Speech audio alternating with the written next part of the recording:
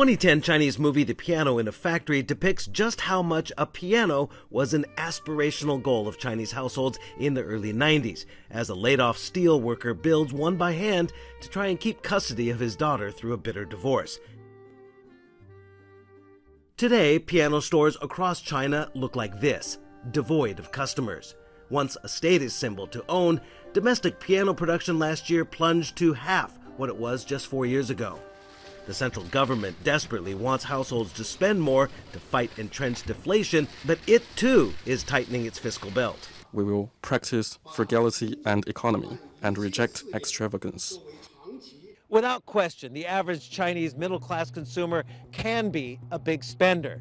But we also know that households are feeling the pinch from a slowing economy, exacerbated by falling home prices and a stock market rout. Now, after the Mao Zedong-era social safety net was dismantled, Chinese households also became big savers. So right now, with the economy suffering, they're sort of hitting the pause button on big-ticket, non-essential purchases. The domestic economy is not in a good position for the consumers to splurge.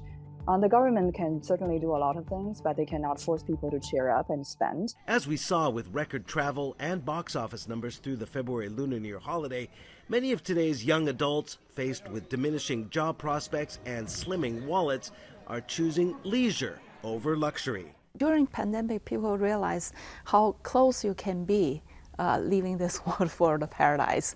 And then at that moment, it probably doesn't matter that much how many material goods you have, how many houses you have, how many cars you have, but rather your experiences. It's a new phenomenon for sure for newlyweds, previously accustomed to having, at very least, a new home by the time they marry. Yeah, we've been planning to get married, and getting married means we have to be prepared for property and raising kids. We need to be more prudent. We just got married, and I'm very hopeful for the future married life. I hope we can go through the hardship together. It should be share our happiness, can't be just hardship. Yes, enjoy our blessings together. After decades of runaway growth, there is a palpable sense of unease in Beijing. And while piano, home, and other big-ticket item sales are slowing amid less than reassuring policy, there's still the somewhat universal need just to be heard. Stephen Engle, Bloomberg News, Beijing.